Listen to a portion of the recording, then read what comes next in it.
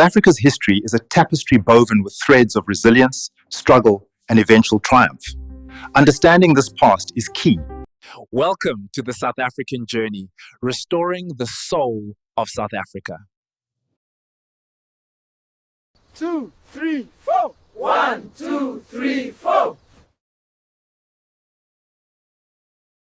Malema, the dark sermon of violence in South Africa and the cult of death, is not a political book. It is a prophetic unveiling. It tears away the mask of Julius Malema, exposing him not as a liberator but as a monster, a false prophet hollowed out by rage, greed, and betrayal. From the theft of the poor through the VBS scandal, to chants of kill the Boer, to threats of arming Hamas, to reckless calls for chaos across Africa's borders, this book shows, chapter by chapter, how Malema has built not a movement of life, but a cult of death. Drawing on the voices of ancestors, the judgment of history, and the language of spiritual warfare, this book declares Malema already finished. His thinning body is not chance. It is the handwriting of judgment, proof that betrayal cannot stand, that curses return to their speaker. But this book is not only about Malema, it is about South Africa's choice. Will the nation follow a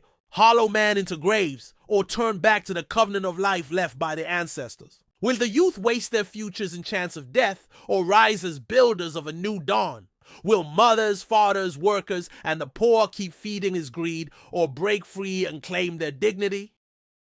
Malema says he fights for the poor. He says he is the voice of the people. He says he is the champion of the go-go's, the workers, the hungry. But what did he do when he had the chance? He stole from the very same go-go's who trusted him. The VBS scandal is proof.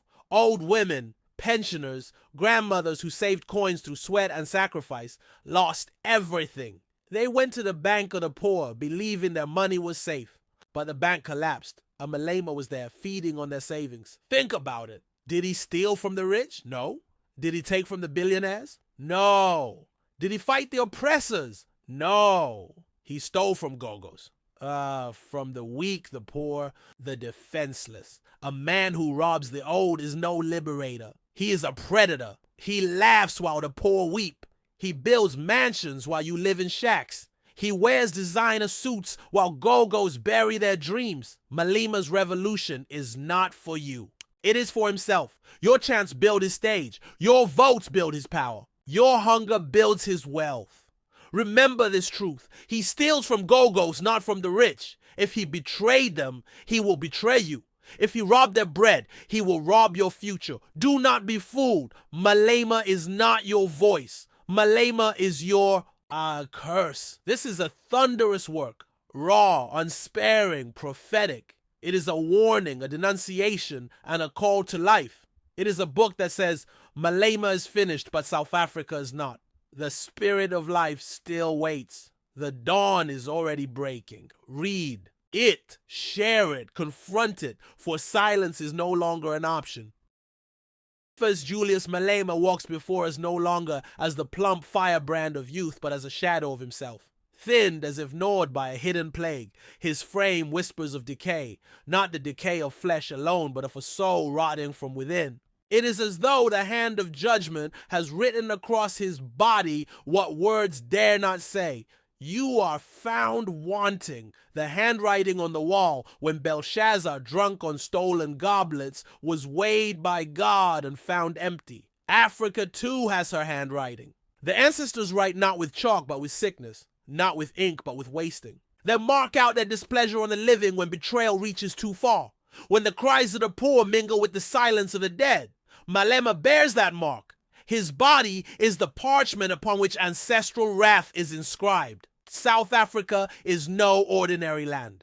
Its soil remembers. It remembers the Khoisan who first walked it, the Zulu warriors who fell upon it, the miners who suffocated beneath it, and the go-go's who wept on it when their pensions were stolen. The spirits of this land do not turn away when blood is glorified. When kill the Boer, shoot to kill becomes a chant. When the looting of the helpless is dressed in revolutionary slogans, they rise. They demand payment, and the payment begins not in courts or prisons, but in the very marrow of those who invoke death upon the living. Malema is consumed not by cancer of the flesh, but by cancer of the spirit, a wasting handed down by 1,000 ancestors whose bones lie beneath this soil. His thinning is a prophecy, his hollowing a sign, his laughter a death rattle. South Africa must read this handwriting clearly when leaders make a covenant with death, their own bodies become their tombstones.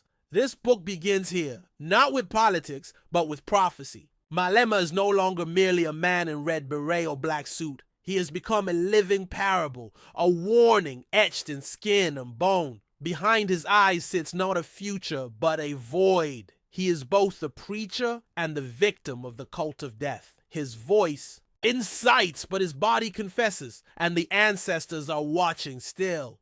Chapter 1. The Firebrand and the Hollow Man. In the beginning, he appeared like a storm. Julius Malema, draped in red, fists raised, his voice booming through stadiums as though he had swallowed thunder. To the disillusioned and the angry, he was not a man, but a flame. Raw, unrestrained, irresistible. His words cut through the air like blades. Shoot to kill! Kill the boar! We will arm the fighters! Crowds chanted after him, believing. They were hearing the birth of a new Messiah, but every fire that burns too hot consumes itself.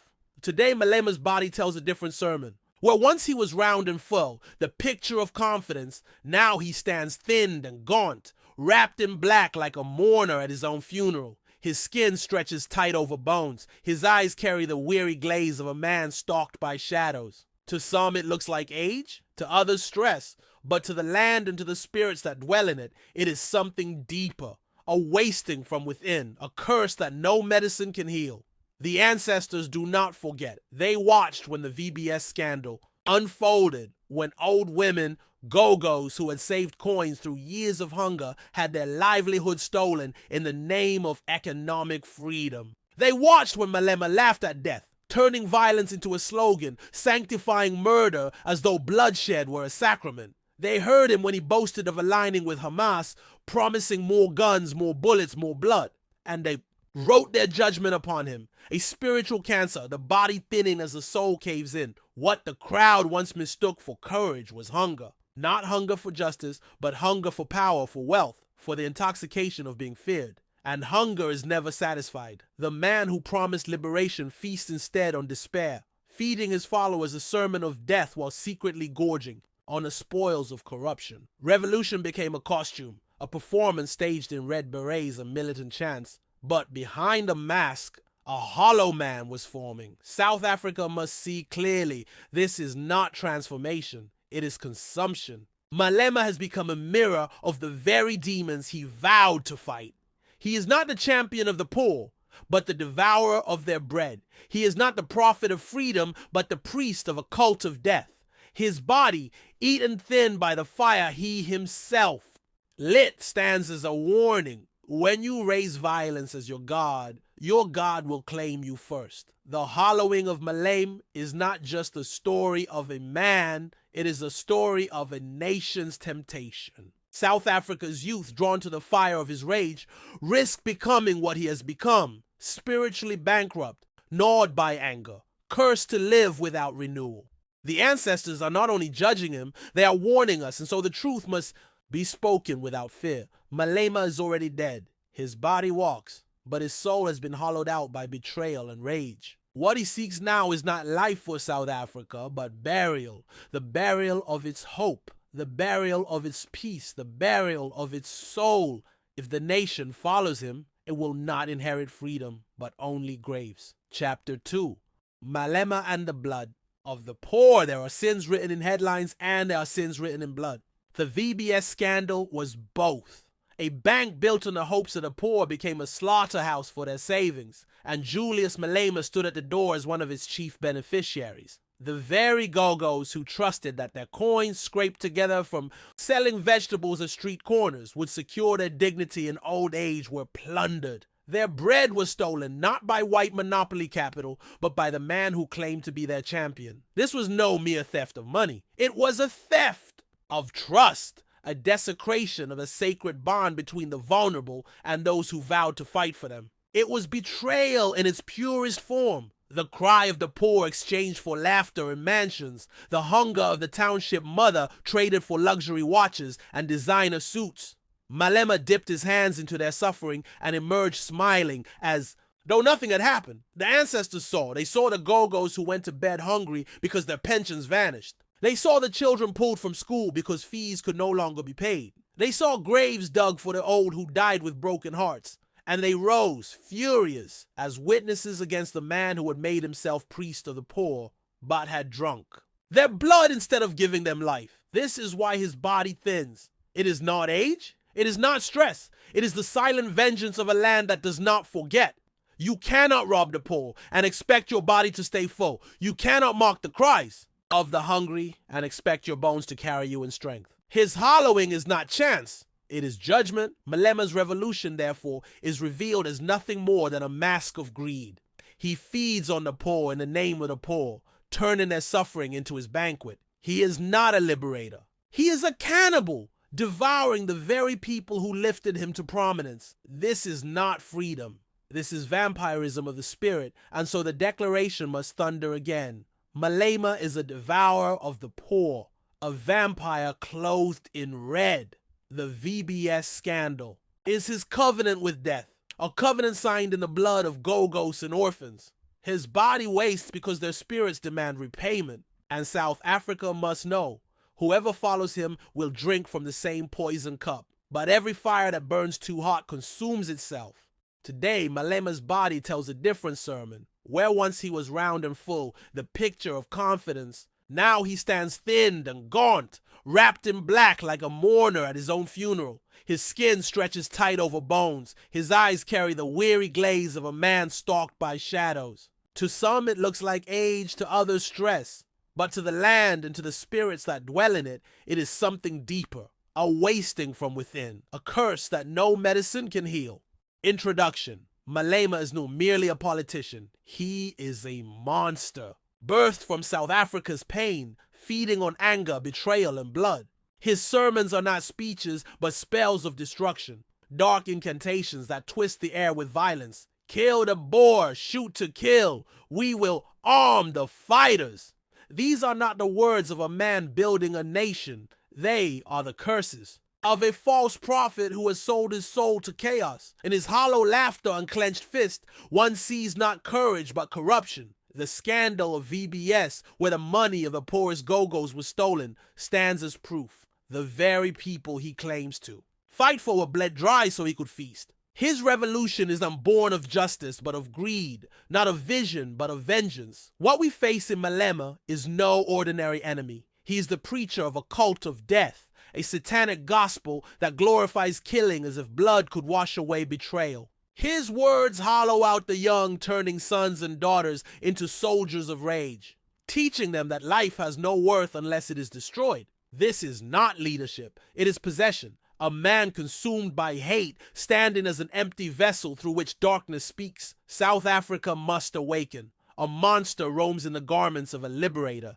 and every time his voice fills stadiums, the nation's soul grows weaker. This book is not written to debate him, but to unmask him, to strip away the mask of revolution and expose the beast beneath. A hollowed out soul preaching death in a land that desperately needs life. Chapter 2. Malema and the blood of the poor. There are sins written in headlines, and there are sins written in blood. The VBS scandal was both.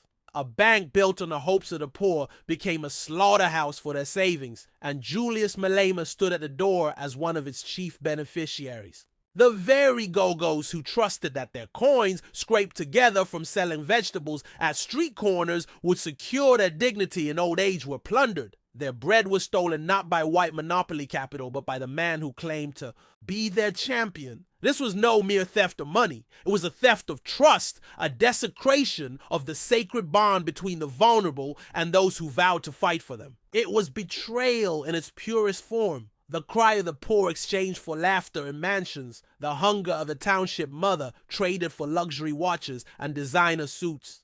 Malema dipped his hands into their suffering and emerged smiling as though nothing had happened. The ancestors saw. They saw the Go-Go's who went to bed hungry because their pensions vanished. They saw the children pulled from school because fees could no longer be paid. They saw graves dug for the old who died with broken hearts. And they rose, furious, as witnesses against the man who had made himself priest of the poor, but had drunk their blood instead of giving them life. This is why his body thins. It is not age, it is not stress. It is the silent vengeance of a land that does not forget.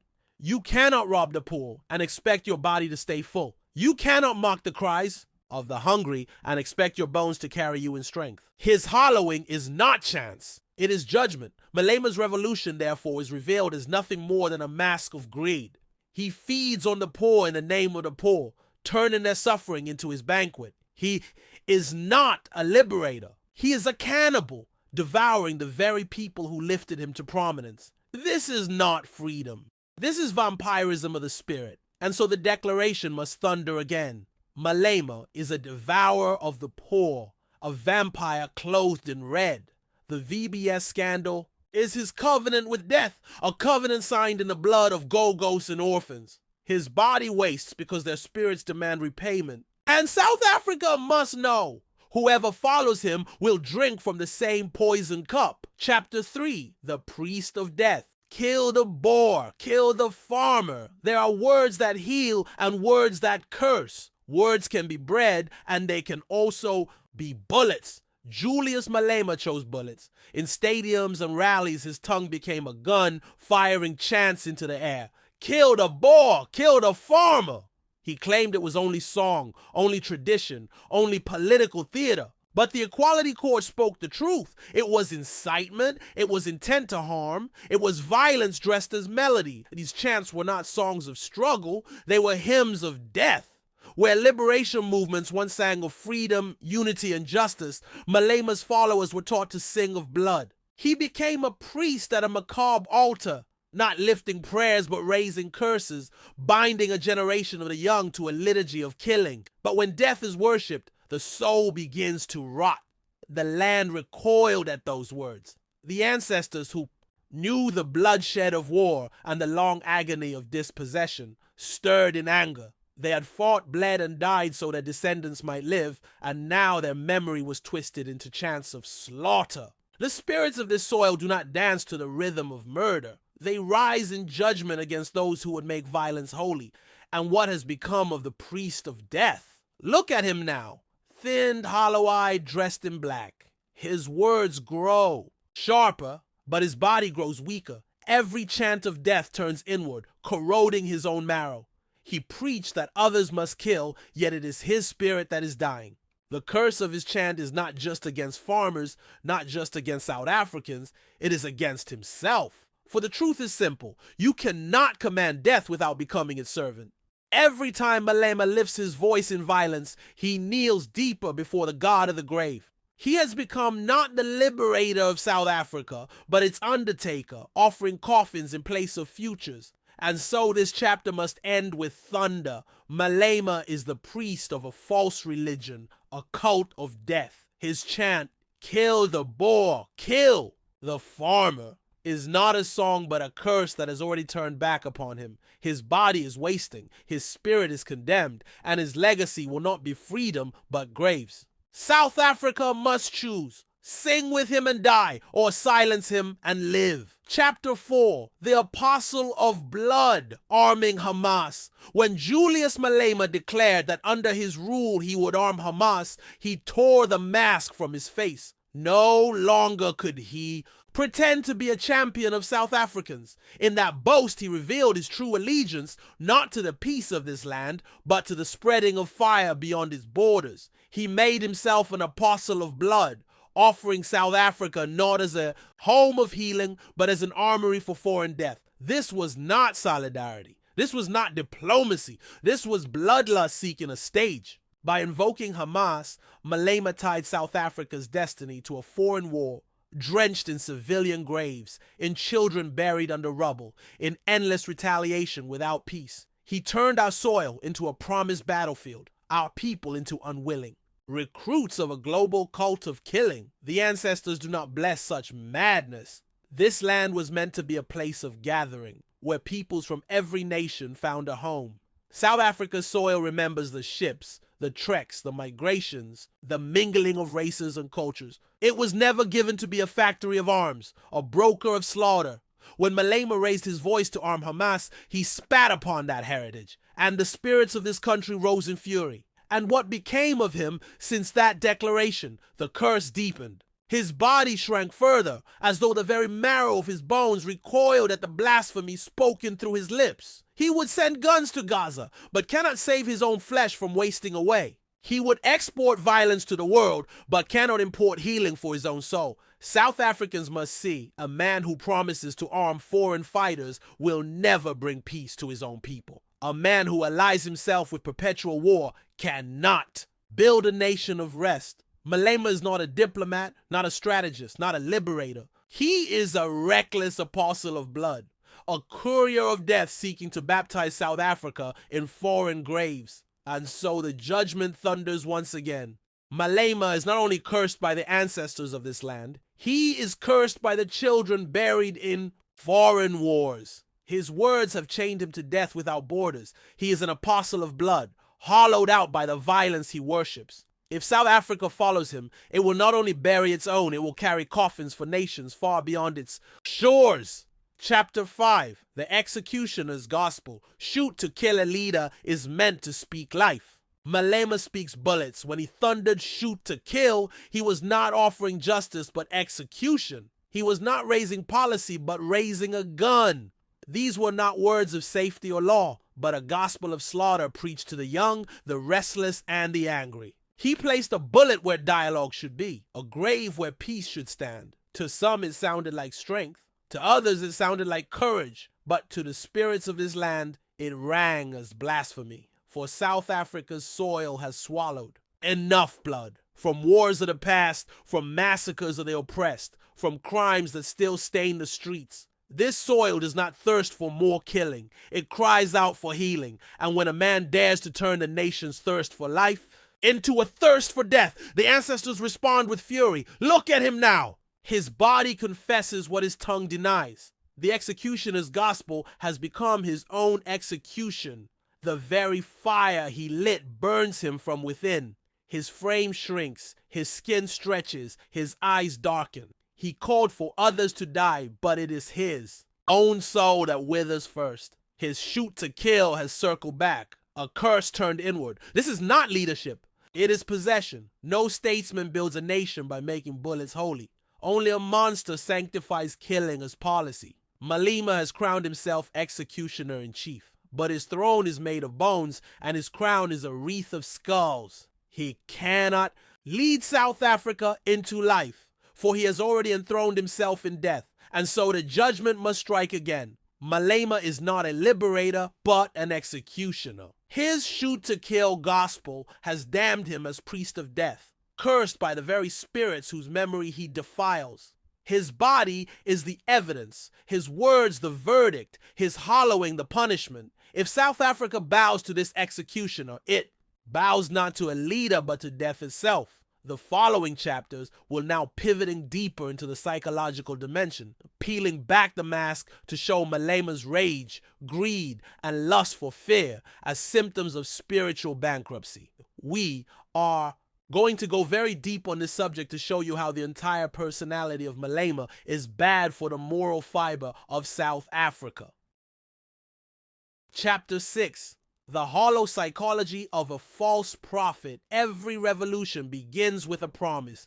Malema's promise was freedom, dignity, and justice for the poor. But beneath the red beret, behind the thunderous chants, lay not vision, but void. Rage was his mask, greed his hidden heartbeat, and fear his chosen weapon. He did not build followers, he harvested them. He did not nurture hope, he inflamed hate. Psychology teaches us that anger often hides shame, that greed grows from emptiness, that those who shout loudest often tremble deepest inside.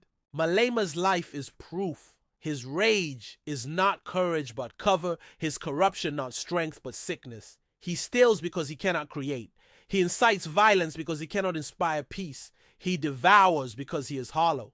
And what is the result of this hollow psychology? It shows in his body. A man consumed by rage begins to consume himself. His thinning frame, his hollow eyes, his blackened presence, these are not mere accidents of time. They are the physical handwriting of a spirit collapsing, of a man eaten alive by the very demons he unleashed on others. He is not fighting for the people, he is feeding on them. And in doing so, he is feeding on his own soul. The ancestors see it through psychology into prophecy. They do not measure him by speeches, but by the weight of his spirit. And they have found him light. Too light to carry the destiny of a people. Too hollow to lead a nation. Too cursed to survive the fire he preaches. South Africa must understand, when the mind of a leader is hollow, the people inherit emptiness. When the spirit of a leader is cursed, the nation walks under a shadow. Malema is not just psychologically broken, he is spiritually bankrupt. His hunger for power, money, and fear is not a sign of leadership, but of possession. And so the thunder falls again. Malema is a hollow man, a false prophet. His rage is a mask, his greed a wound, his hunger for fear a confession of weakness. He has no psychology of renewal, only a psychology of rot. If South Africa gives him its mind, it will inherit his madness. If it gives him its soul, it will inherit his emptiness. Chapter 7. The Cult Leader, Binding the Youth to Death. Every cult begins with a promise of belonging. Malema's cult promises revolution, pride, and empowerment. Young men and women, restless in unemployment, burdened by poverty and starved of dignity, find in his voice a home. But it is a false home, a house built not on foundation, but on fire. He gathers them not to free them, but to bind them. Their loyalty chained by chance of death, their future mortgaged to his rage. The signs of a cult are clear.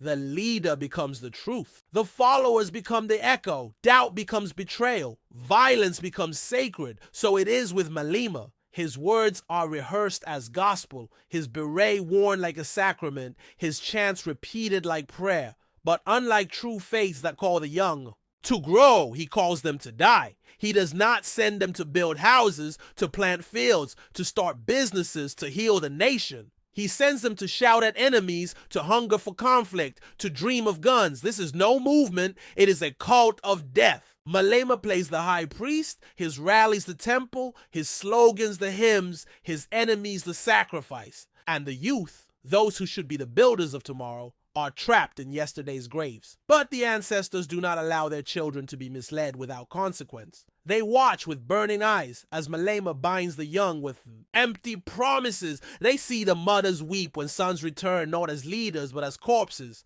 their lives wasted in service of another man's greed. And they rise in judgment, not only against him, but against the blindness of those who follow him. Look at him now. His body is thin, his spirit hollow, his eyes weary. He is not the vibrant youth he once claimed to represent. He is already dying, even as he promises the youth eternal power. And what he gives them instead is his own curse, his wasting spirit transmitted to their future, and so this chapter must thunder. Malema is not a leader of youth, but their captor. He's not raising a generation, he's burying one. He binds the young to his cult of death, feeding on their anger to mask his emptiness. His body shows his destiny. If the youth follow him, they will inherit his curse. South Africa must break free before an entire generation is swallowed. Chapter 8. The Betrayer of Ancestors. Twisting heritage into bloodlust. Africa's traditions are not toys. They are sacred inheritances carried across centuries, preserved in song, in ritual, in the whispered names of ancestors. They are meant to heal, to unite, to give dignity. But in Malema's mouth, heritage becomes a weapon. Where the elders sang of survival, he chants of slaughter. Where the ancestors prayed for abundance, he calls for graves. He twists the sacred into the profane, turning culture into camouflage for violence. Kill the Boer is not a hymn of the ancestors. It is not the echo of their prayers. It is a curse spoken through a stolen drumbeat, a profanation of memory disguised as song. The Khoisan did not bleed for this. The Zulu warriors did not fall for this. The mothers who prayed over their children did not lift their voices so that death could be made into music. Malema has betrayed them all, stealing their language to sanctify his rage. True African heritage honors life. It binds community together through Ubuntu, the dignity of the other as the dignity of oneself. But Malema's rhetoric destroys that bond. It isolates, divides, and poisons. He does not preach Ubuntu. He preaches Umasha, the tearing apart. He is not a son of the ancestors, but a thief of their tongue, using their name to cloak his pact with death. The ancestors are not silent. They rise from the soil when their heritage is abused. They are the whisper in the wind that bends the trees against him, the shadow in his thin body that reveals his judgment. They do not allow their songs to be twisted without consequence. They answer betrayal with curse, and Malema's hollowing is their handwriting. Look at him, thin as a shadow, his frame carrying not strength but shame. His wasting body is not the mark of age, but the testimony of betrayal. He has turned from son of heritage to enemy of memory, and the ancestors have withdrawn their blessing. And so the thunder closes this chapter. Malema is a betrayer of the ancestors. He twists heritage into bloodlust, clothing violence in the garments of tradition. He has mocked Ubuntu and profaned the songs of the dead. His curse is written in his hollow body, his punishment carried in his wasting frame. South Africa must see him not as heir of heritage, but as thief of it, a false son cast out by the very ancestors he invokes. Chapter 9, The Golden Mask. Wealth, corruption, and the rot within revolution wears red, but Malema wears gold. Behind the chance of poverty and struggle lies the glitter of luxury watches, designer suits, and mansions rising like monuments to greed. He parades himself as the voice of the barefoot, yet his own feet walk marble floors. He claims to be the champion of the hungry, yet his table overflows while theirs is bare. His revolution is a costume, stitched with hypocrisy and lined with corruption. This is the golden mask. Wealth obtained not through creation, but through plunder. Riches gained not by lifting the poor, but by draining them. He cries economic freedom, while his own economy thrives on blood money, looted tenders, and stolen pensions. Every coin that fattens his luxury thins another Gogo's purse. Every brick in his mansion is cemented with betrayal, but the ancestors are not blind. They know the difference between wealth that blesses and wealth that curses. True African wealth multiplies. Livestock, fields, children, communities rising together. False wealth consumes. One man growing fat while many grow thin. Malema's gold is cursed gold, glowing outward but rotting inward. It shines for a moment, but it carries maggots beneath, and the curse is already visible. His body shrinks even as his riches grow. His frame hollows even as his houses multiply. He grows poor in spirit with every rand he hoards. The luxury he flaunts is not blessing but burden, the evidence of a man trading his soul for silver. The ancestors have written it in his wasting. No feast will satisfy, no gold will protect, no mansion will endure. South Africans must understand his wealth is not theirs. His riches are not freedom. He has built a palace on the backs of the poor, and every wall is a testimony against him. He has clothed himself in garments of betrayal, and the spirits of this land will strip him bare. And so the thunder must strike. Malema's wealth is a golden mask covering a rotting face. His mansions are tombs. His suits are shrouds. His watches are chains. He is not rich. He is cursed. And whoever follows him will not inherit freedom, but famine. For his gold is not prosperity, it is poison. Chapter 9. The Firelight Library. Oral Tradition and the Memory of Humanity. Before clay tablets, scrolls, or books, humanity stored its knowledge in breath and voice. Around the fire, in the silence of night, elders spoke and children listened. Stories became vessels of memory, carrying warnings, wisdom, and wonder from one generation to the next. This was humanity's first library, not built of stone, but of repetition. Each story retold was a page, each song sung a shelf, each ritual remembered a binding thread. The fire as teacher. When the day's labor was done and night brought dangers close, fire became more than warmth or protection. It became a gathering, place. Here the first lessons were given: how to hunt, where to find water, which plants were safe, what stars guided the traveler. Every telling compounded memory. A single warning about a poisonous berry, repeated across generations, became law. One man's success in the hunt, told and retold, became legend. The fire was classroom, stage, and sanctuary all at once.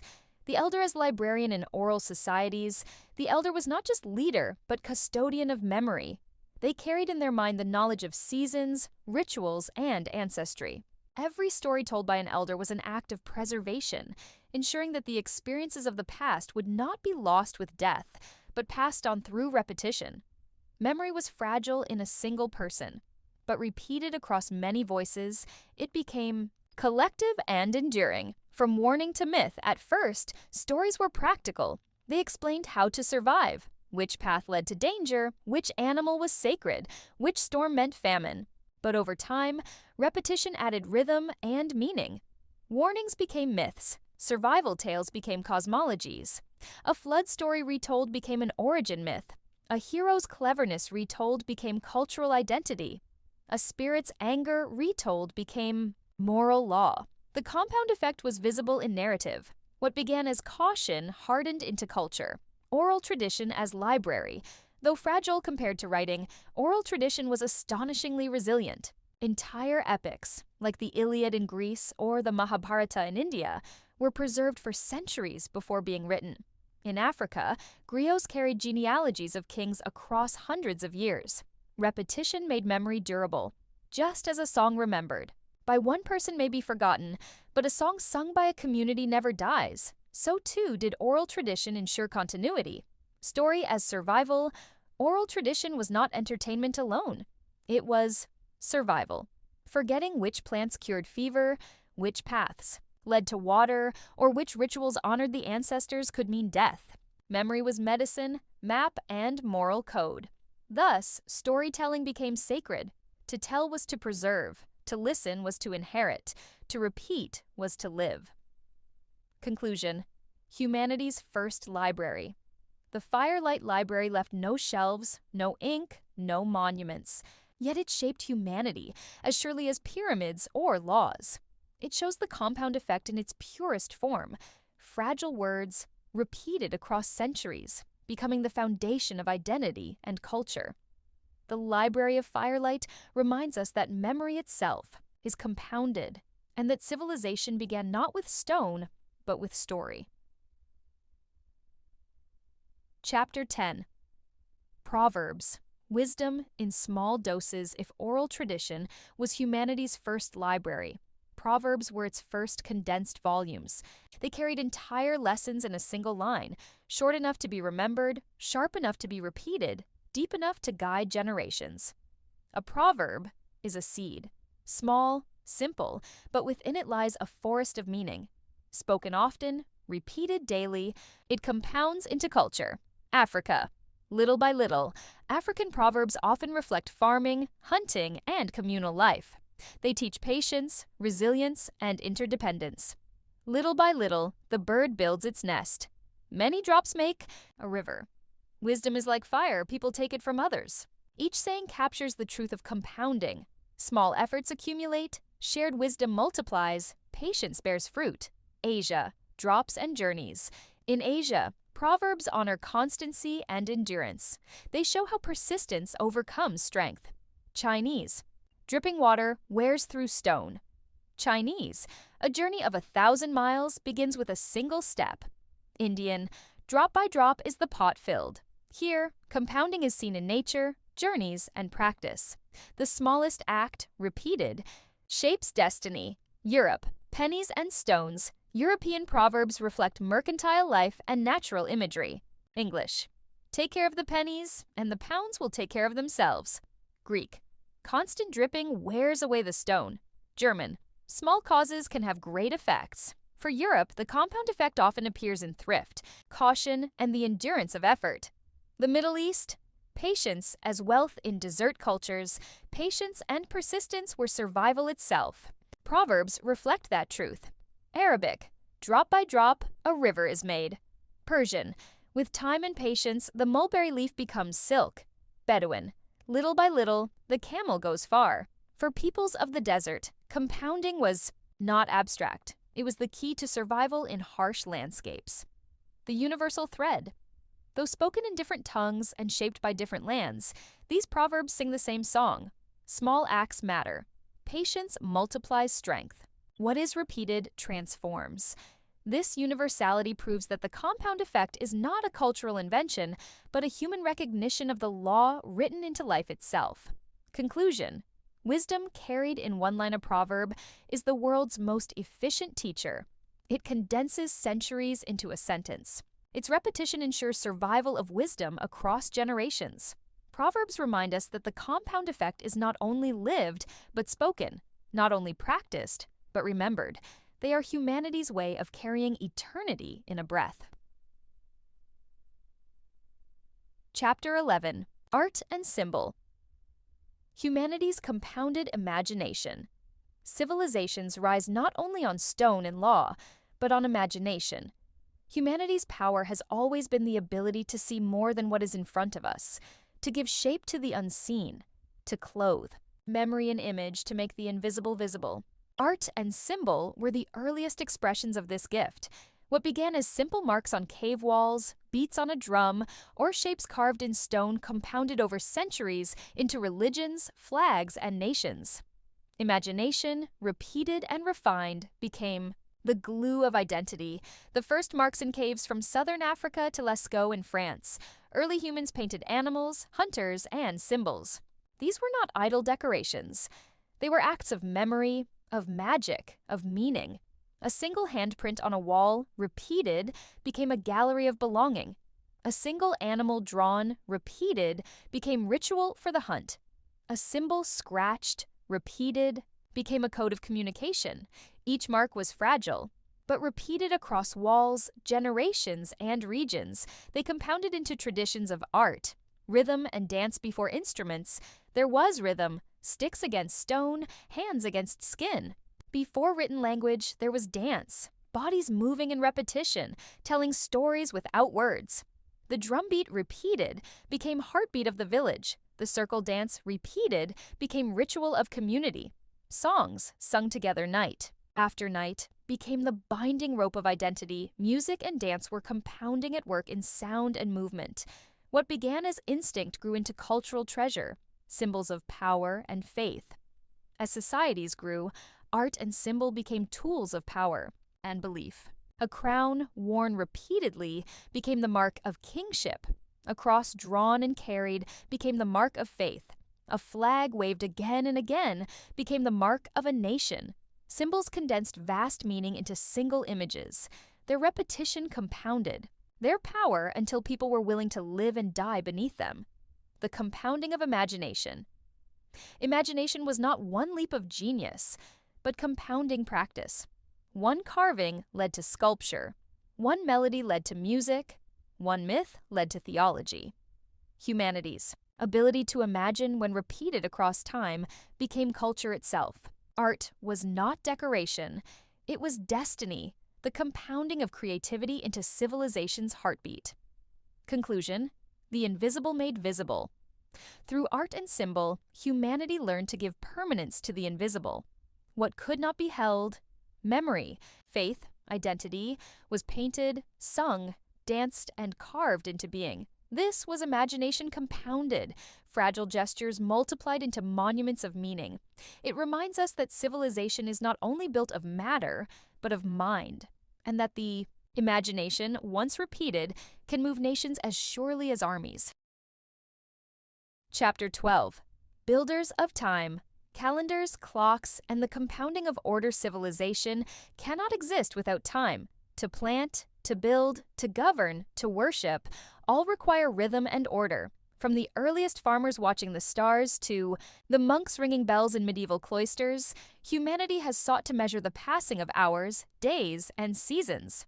Time, once wild and unmarked, was captured, divided, and repeated. In this act of mastery, civilizations multiplied their strength. The compound effect was at work again. Each small observation of the heavens, repeated and recorded, compounded into calendars, clocks, and the disciplined order of society. Watching the sky at first, humans measured time by nature itself. The sun's rising and setting divided day from night. The moon's phases marked cycles of fertility and harvest. The stars revealed seasons, guiding migrations and plantings. These observations were fragile, dependent on memory, but when repeated, They became patterns. Patterns became calendars. Calendars became civilization's first invisible architecture. Calendars, the rhythm of society agriculture, demanded order. A missed season meant famine. Thus, early societies turned to calendars. In Egypt, the flooding of the Nile was predicted by observing Sirius, the brightest star. This compounded into a solar calendar that aligned farming with the river's rhythm. In Mesopotamia, priests charted the movements of planets and moons, compounding astronomy into detailed lunar calendars. In Mesoamerica, the Maya developed interlocking calendars for farming, ritual, and prophecy, proving that time itself could be woven into culture. Calendars gave predictability. They transformed survival into stability, and stability into growth. Clocks. Capturing the hour as societies grew, they required not only seasons, but hours. Temples, courts, and markets demanded coordination. Thus, clocks emerged. Sundials marked shadows, turning sunlight into schedule. Water clocks measured the steady drip, drip, drip of time. Later, mechanical clocks multiplied precision, dividing hours into minutes, minutes into seconds. Each refinement compounded humanity's control over time. The world could now be ordered not only by season, but by hour. Time and discipline. Once measured, time became a tool of discipline. Bells summoned monks to prayer at regular intervals, compounding faith into routine. Clocks in city squares synchronized work and trade, compounding cooperation. Factories of the industrial age divided labor into shifts, compounding production. Time, once free, became harnessed. Repetition turned into rhythm, rhythm into order, order into progress. The invisible architecture. Unlike pyramids or cathedrals, calendars and clocks leave no grand monuments. Yet they are civilization's invisible architecture. They bind together millions of people who never meet by aligning their actions in shared rhythm. Time, once chaotic, became the framework upon which law, trade, and culture could expand. Conclusion: time as civilization's compound to master time is to multiply possibility. Calendars turned survival into civilization. Clocks turned chaos into coordination. Bells, shadows, and stars became the instruments of order. The compound effect here is profound. Small observations of nature, repeated and recorded, compounded into the great schedules of humanity. Civilization itself became a clockwork, measured, ordered, enduring. Chapter 13: Alphabets and Archives. Writing as humanity's memory machine. If calendars and clocks gave civilizations order in time, writing gave them order in memory. Spoken. Words fade, but written marks endure. The first scratches on clay, the first carvings on stone, the first brushstrokes on papyrus. All were fragile beginnings, yet with repetition and refinement, these marks compounded into alphabets, archives, and libraries. Writing became humanity's external memory, multiplying knowledge far beyond the limits of individual minds. The first marks, the earliest writing, was practical. In Mesopotamia, clay tokens marked livestock and grain. Repeated, these symbols became cuneiform. In Egypt, pictorial hieroglyphs recorded rituals, kings, and commerce. In China, oracle bones bore the earliest characters, compounding divination into script. At first, writing served accountants and priests, but repeated across centuries, it became the foundation of culture. Alphabets, efficiency-compounded pictographs, were powerful but limited. They required thousands of symbols. Over time, efficiency compounded. The Phoenicians reduced writing to a set of consonantal signs, the first alphabet. The Greeks added vowels, compounding clarity. The Romans spread the Latin alphabet, whose descendants fill today's books and screens. An alphabet is the compound effect made visible, from many complex signs to a small set of repeatable symbols, capable of infinite expression. Archives, memory. Stored writing created archives, memory stored outside the body. Clay tablets, scrolls, inscriptions, and codices multiplied across civilizations. In Mesopotamia, the library of Ashurbanipal gathered thousands of clay tablets. In Egypt, papyrus. Scrolls recorded wisdom, hymns, and administration. In Greece and Rome, libraries became sanctuaries of accumulated knowledge. Each archive was a compounding of memory, one record fragile, many records enduring. together forming the backbone of continuity. Libraries, civilization's memory. Banks' libraries became humanity's collective brain. The Library of Alexandria, though later destroyed, symbolized this dream, to gather the world's knowledge in one place. Monastic libraries in medieval Europe, scriptoria in Ethiopia, and temple collections in Asia preserved memory when empires fell. Without writing and libraries, knowledge would vanish with each generation. With them, it compounded each scholar, adding to the last, each text building on earlier words. Writing and power writing was not neutral. It gave power to those who controlled it. Laws carved in stone-bound societies with permanence. Sacred texts, copied and recited, shaped civilizations, beliefs. Contracts, treaties, and charters formalized authority. Words, once fleeting, became binding. Power itself was compounded by writing. Conclusion: memory beyond flesh alphabets and archives allowed humanity to escape the limits of memory. No longer bound to the fragile minds of elders, wisdom could be carried across centuries and continents. Writing was not invention alone, it was compounding made flesh. Small marks repeated until they held the weight of civilizations.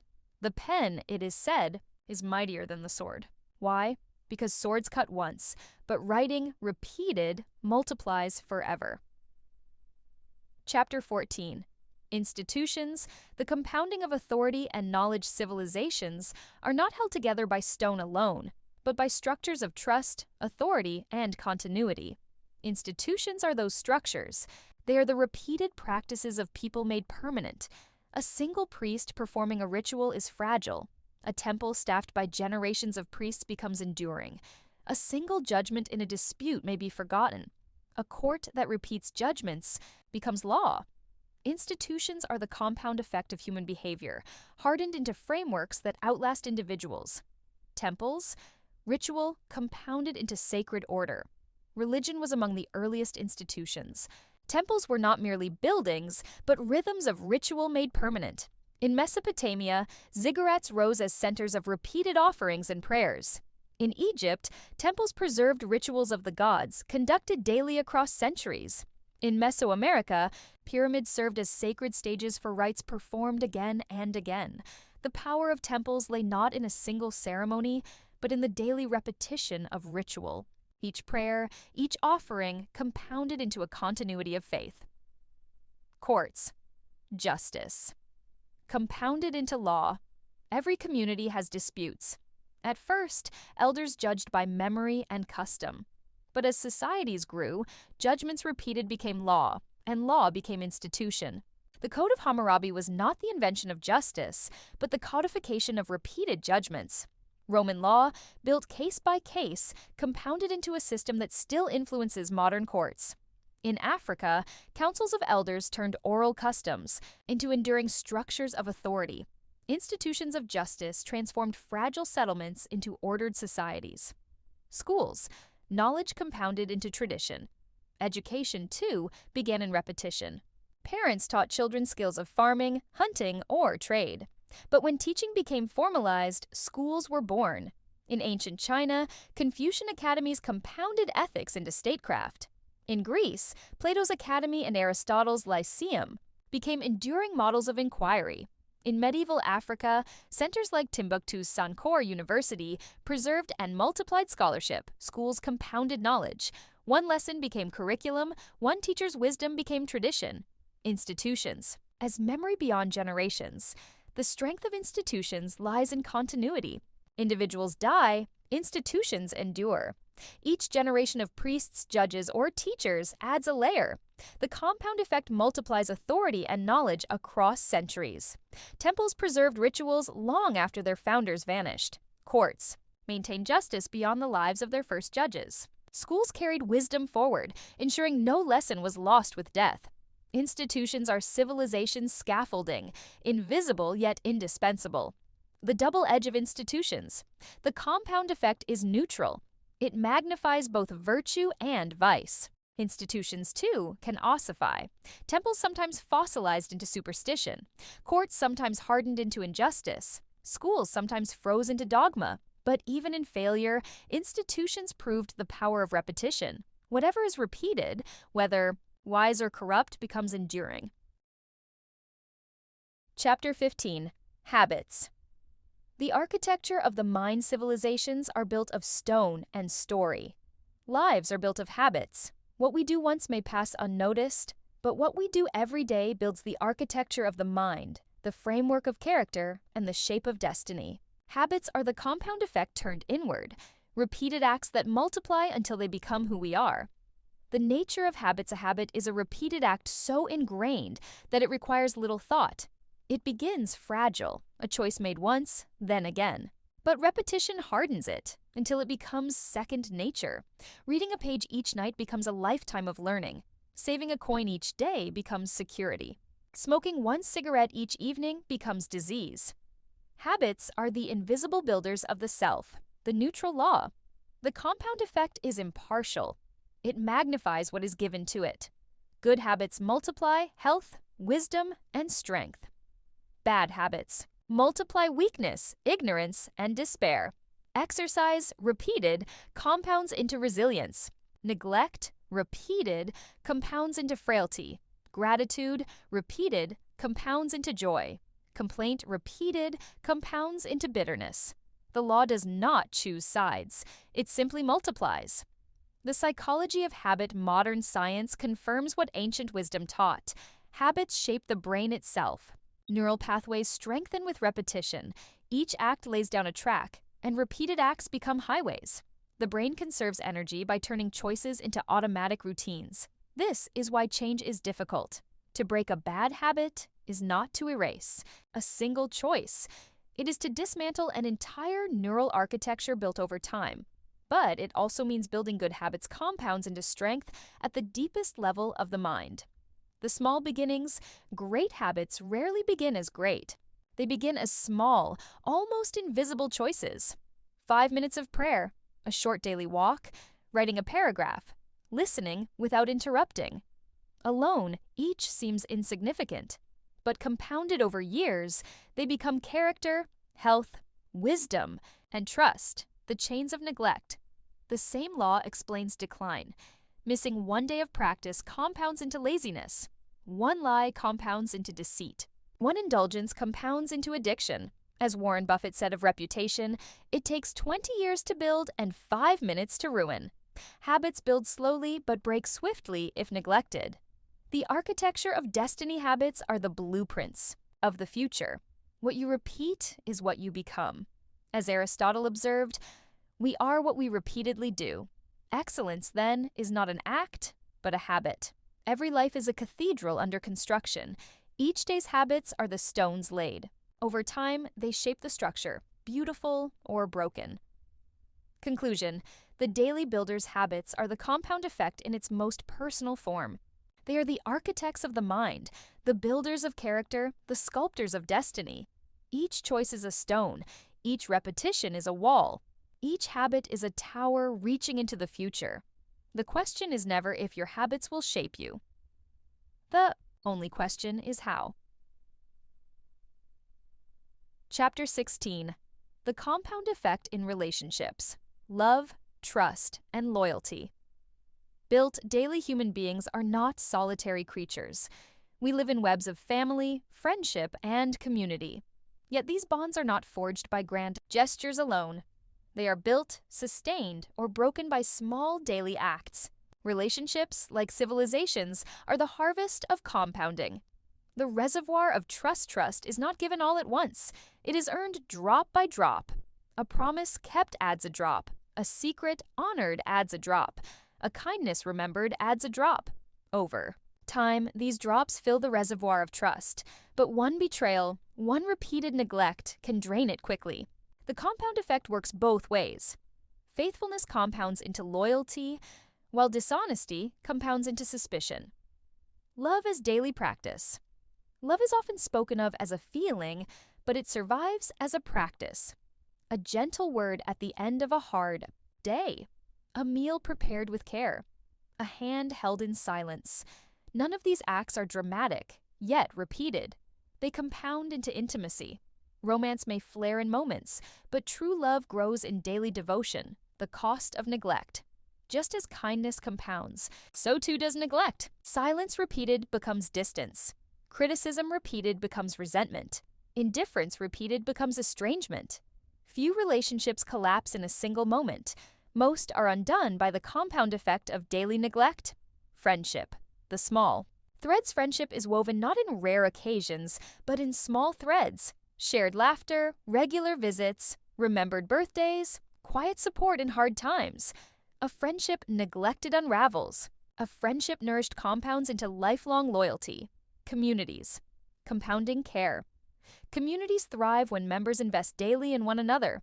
A neighbor who greets you each morning. A shared meal during festivals.